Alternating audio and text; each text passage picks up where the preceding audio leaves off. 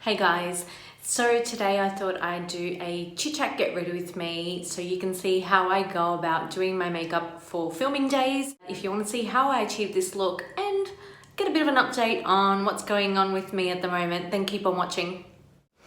Alright, so I have moved you guys very close to me so that you can see my bare face and how I apply, I guess, my makeup as I get ready for my filming day. And it's similar to my everyday makeup, but I don't usually put a lot of product on my face in terms of complexion.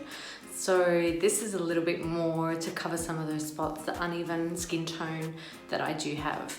So I'm going to start first by saying that I have already cleansed, I've moisturized, I've prepped my skin. So first I'll get started with foundation. So for filming I actually mix two foundations. So what I usually do is just mix them on the back of my hand and use my buffing brush and dab it on my skin. So there's a few things that I actually wanted to talk to you guys about and a bit of an update on me. So I'm actually moving into my third year with alopecia.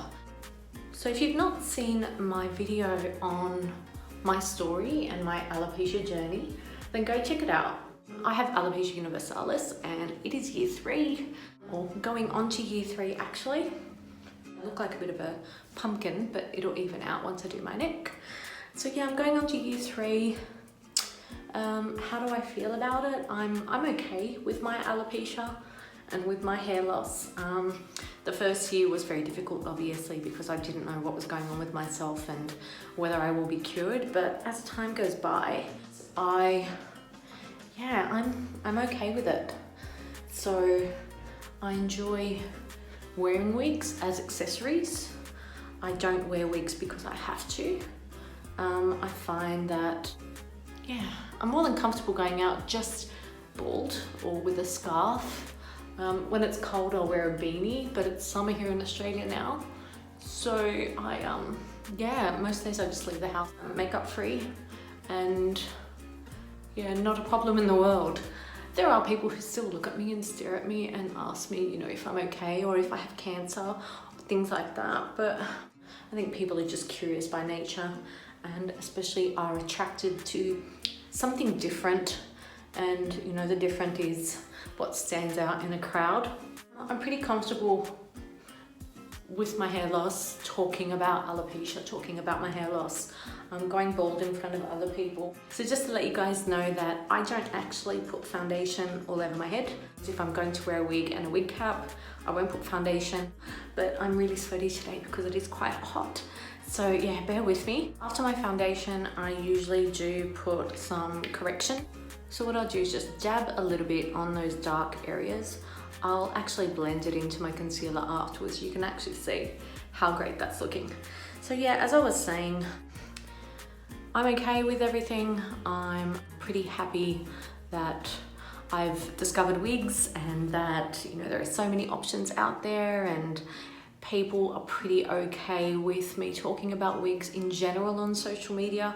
I haven't had much backlash. There are a few people that have removed me, which is fine with me. I mean, like some of my old friends or friends. But yeah, in general, people accept my hair loss and accept how I look and what I talk about as well. Next up for concealer, I use Age Rewind from Maybelline. It works really, really well.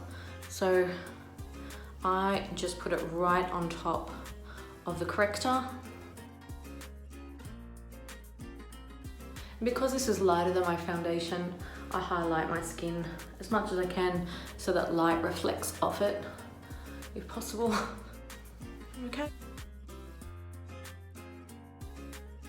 I've been asked recently how I started my channel and what I decided to do. So essentially, when I hit 40, I pretty much said to myself that I'd try something new every year. I want to do something different. I want to try something new that will change my life and will either improve my life or, improve circumstances in my life or myself, so better myself essentially. And the first year was essentially the year that I told everyone about my alopecia publicly. So the year that I turned 40, so I lost my hair when I was 39. This year I started my YouTube channel And you know, I had it in my mind for a little while, is that, you know, this is something that I could do because I do enjoy talking to people. I work in communications, so I'm in healthcare advertising, if you guys didn't know that about me already. And yeah, in general, I don't mind getting in front of a camera and talking. You know, I do it a lot for my work and my job. I thought, why not do it as a hobby and as a passion as well, and talk about things that I like, which are wigs and so on and so forth. So that's essentially how I started my channel. There's nothing really awesome behind it. I do it for my own passion. I enjoy trying to help others as well and spreading the information that I've learned along the way, which is a little bit more difficult. I am quite distant from countries like America. I thought this is a good way to communicate with others out there about my experiences, because I have, you know, different upbringing, different learnings, and I'm very, very open about hair loss. So yeah, that's it. It's not monetary or anything like that.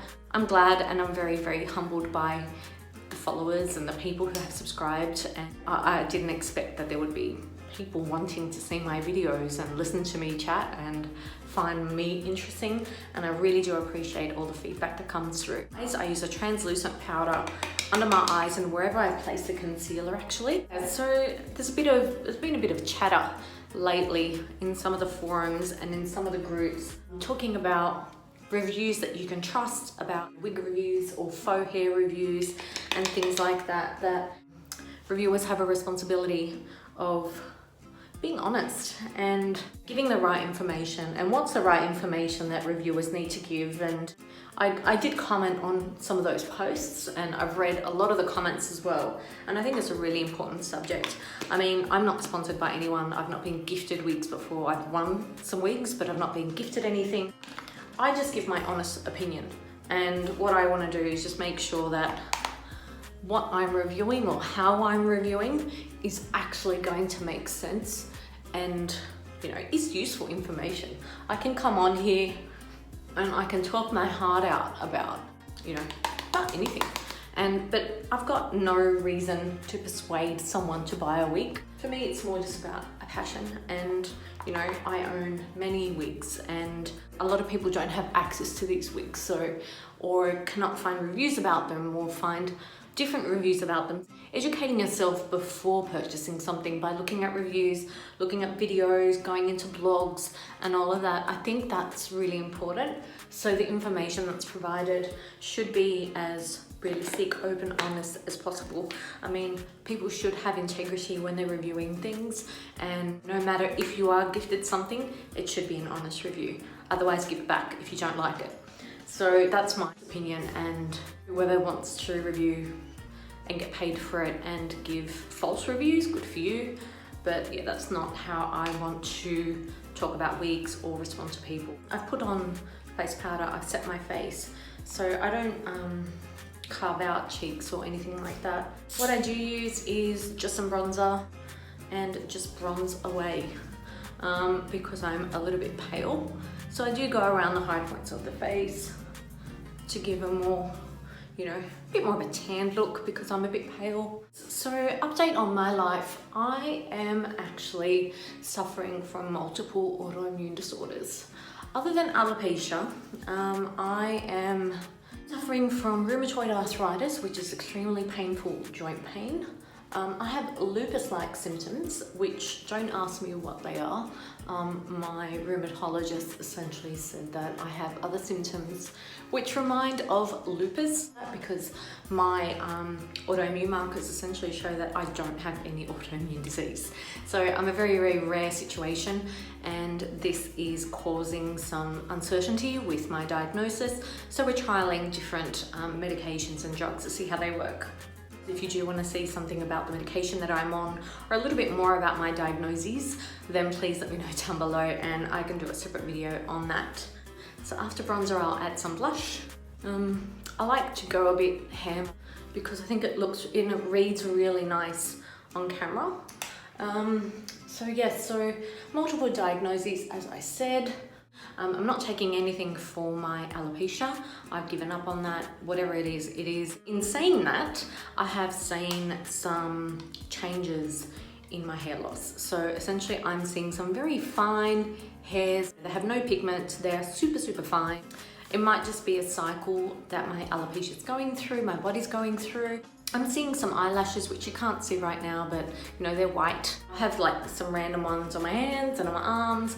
So they're just little sporadic white hairs that are growing out. That's the first time I've seen so many come back at once. So yeah, it lends me to think that I'm doing something right. Yes, I just put blush wherever I think I should put blush. So there's no right or wrong way to put on makeup. I just go with what I knew before I lost my hair. So after blush, I just set because it's quite hot and sticky here in Australia. But I'm using Flower Beauty. It's really inexpensive.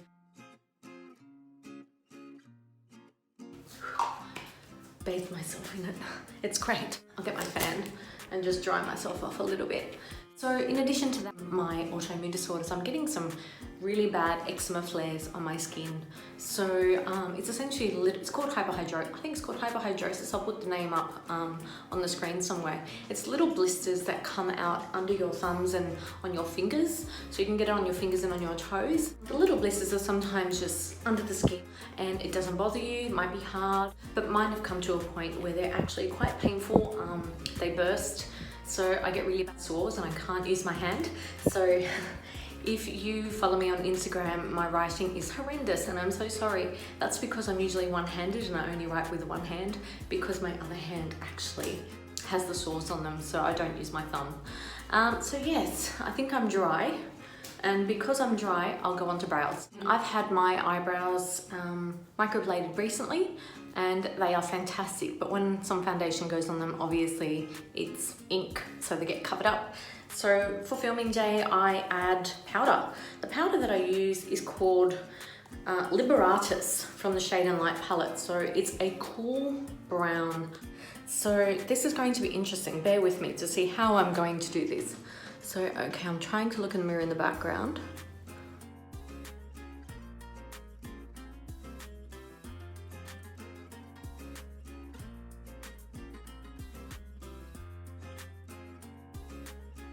Okay, that didn't turn out too bad for using my camera. I'll do the other one off camera and I'll be right back. So that's eyebrows off camera. So I draw them on quite heavily towards the ends, towards the tail of the eyebrow. And just at the front, I use a spoolie and I just shake around the powder just so it's not as intense, so it kind of looks more faded. So after my eyebrows, I actually think I need a break. So I'm back, I made myself a drink. This is not coffee. I'm actually trying not to drink coffee anymore. So I've actually started the AIP protocol. It's been 2.5 weeks, almost 3 weeks actually. And I'm trying to cut down on coffee, and yes, I've replaced it with, it's some kind of root. I will put the name up here. It's all right, you know, as long as I'm drinking something and getting my water intake, then it's absolutely fine. So the next bit is of my routine is my eyes. I'll do one eye a little bit differently than the other so you can see the two techniques that I use, just so you can see how I draw on my wing. And I can do another video if you want to see some eye looks with eyeshadows and smoky eyes and whatnot. So the two things that I need for my eye look and for my wing liner is liquid liner. I prefer the liners that are like a little paintbrush. So this is the basis of my eyeliner. I pretty much just use this. If I want my eyeliner to last pretty much all day and not crease or crack, I will first apply a gel pencil to my eye. So essentially what this does is keeps the eyeliner in place. I have quite wrinkly skin on my eyes, so this is my tip for more mature women who find that their skin on top of their eyelids are creasing or it's not as smooth as it used to be. So my tip is to find a really good gel eyeliner. I just purchased one from Flower Beauty as well, which was $5 Australian. This was a little bit more expensive. This is from Eye of Horus, just as long as they're gel eyeliners in pencil format. So I'll start with the plain cat eye first with just the liquid, and then I'll move on to the other eye with both. So what I usually do is start somewhere in the middle. What you need to do is draw the outline of the eye first. I don't go right into the waterline because this is not waterproof as much as it says it's waterproof. It's actually not. So don't think that these are waterproof. They aren't. They'll leak right into the bottom of your eye. So I try and create a line just above my waterline, as close as I can, obviously. So I first want to apply the color to my eye and try and get the line as straight as possible. So once I've done the first half, and that's as pretty close as it's gonna get, I'll dip in and put some more eyeliner on.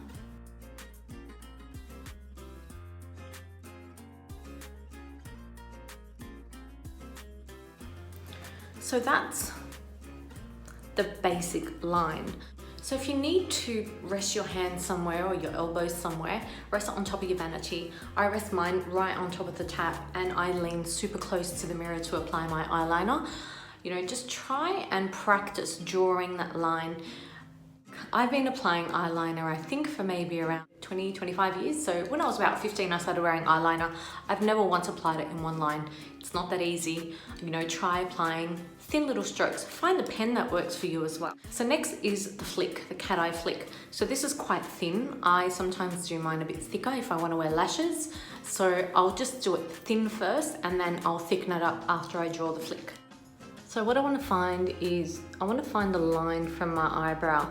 Some of you might not have tattooed eyebrows or might have no eyebrows. So essentially what you want to do is find that line from the edge of your eye to your nose, and you want to draw a line that's essentially parallel to your nose. I find that that's the best liner. You know, you could go a bit more dramatic, you could go a smaller flick. So I'll start with a small flick. This would be a small flick that I wear to work.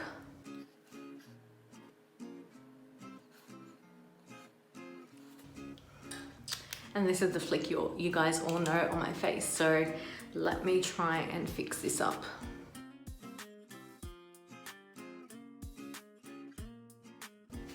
So that's the flick, that's my cat eye. So again, as I mentioned, try and draw a line that's parallel to the end of your eyebrow. And then what I do is I go in and fill it so that it creates, when you close your eye, it should create a line. So I've missed a bit here and I'll go over that again. So it usually takes me about a minute or so to do both eyes when I do it this way. I'll try and make it a little bit thicker so you can see what it looks like afterwards when I apply lashes. So that's how I usually enjoy my eyeliner when I'm wearing lashes. So I'll jump onto the other eye really quickly too. So for my other eye, I'll start with eyeliner pencil. So the pencil I'll actually put in my top waterline, and then I'll apply the liquid liner on top to create the wing. So as I'm doing this, I will actually talk to you guys a little bit more about my AIP. So AIP is essentially an autoimmune protocol diet. So I'm looking for foods or drinks that may cause inflammation in my body and that may be causing these autoimmune reactions, like my skin eczema or the pain in my joints. So I have heard so many people on social media talk about this. Try it. Some people can do it, some people can't, because it is very, very, very restrictive. So your line doesn't have to be neat, by the way. Yeah, it's very restrictive. It's a very hard diet to do. Essentially, I have omitted things that they think cause inflammation. Nuts, legumes. I've also omitted things like nightshades. So there's certain vegetables which are in the nightshades category, or starchy carbs, so rice, pasta, potatoes, anything that causes heat. So whether it's pepper or chili peppers or capsicums, which we call them here in Australia, or paprika, or just anything that causes heat in your body, I've essentially cut those out as well. So it's been 3 weeks. I have started seeing some differences and some changes in my body pretty much from the first 3 days. So I'm just going to apply my eyeliner over the gel. So this is what the gel looks like. It's a bit messy, but essentially we want that as our base for the eyeliner. So within the first 3 days, my belly, because I had a lot of belly fat, I saw that my belly went down quite a lot. I've actually lost a few kilos as well, so probably around 3 kgs at the time of this video. That was one of my goals too, was to lose some weight with this. I've seen some things.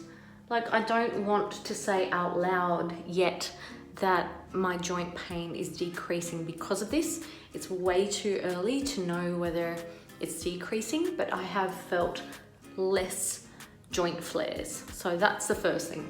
I can't say it's helped my skin because I'm having a really bad skin flare at the moment. So I'm waiting for that to finish and to subside.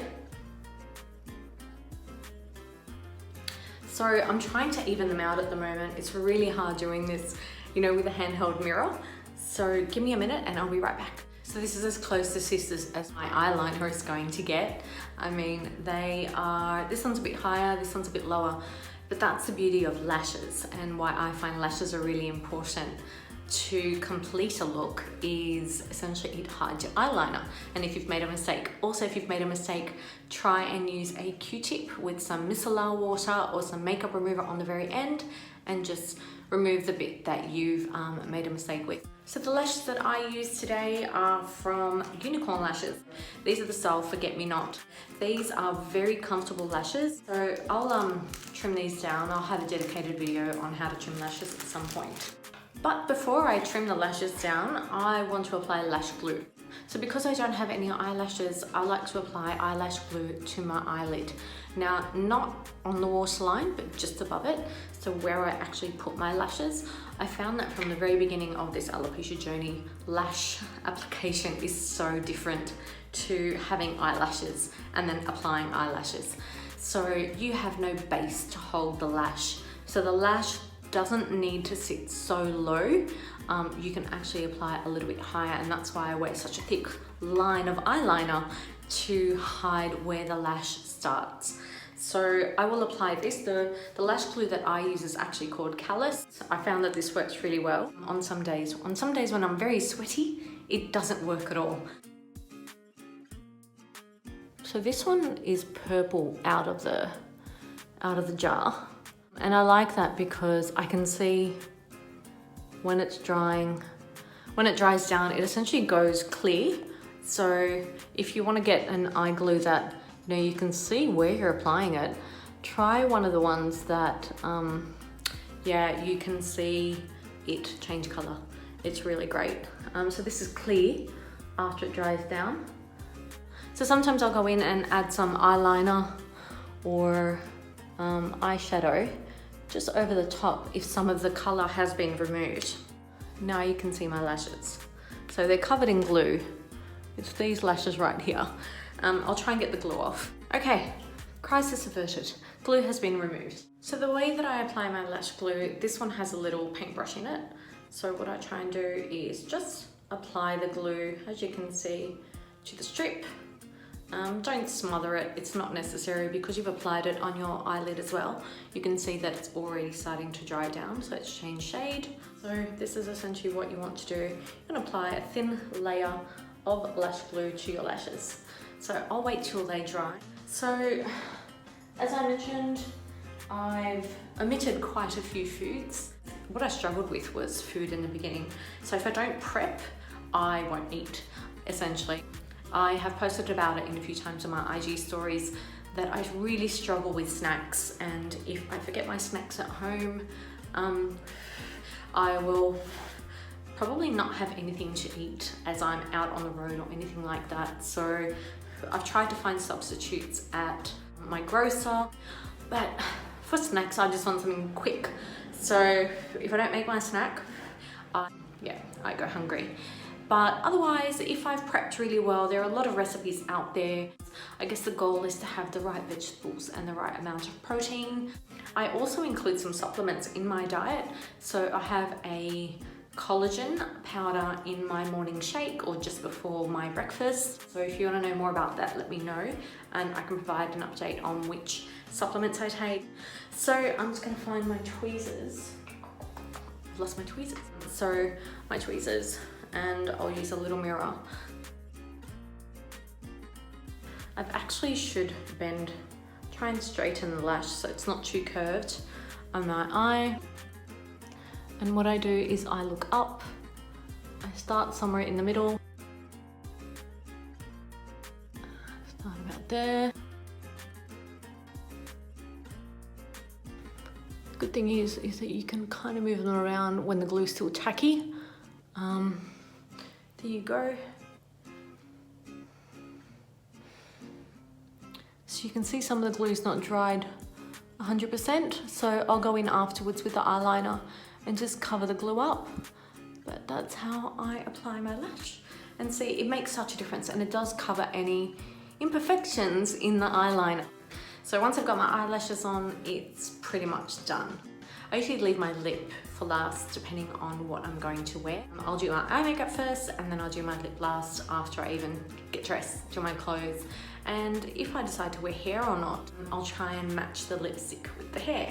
So it's a bit of an intricate process, but I thought it's a really cool get ready with me and to see how I like to apply my makeup when I'm getting ready to film, but also gave me a bit of an opportunity to give you an update on my life, where I'm at currently. So if you have any questions, please don't hesitate to ask down below.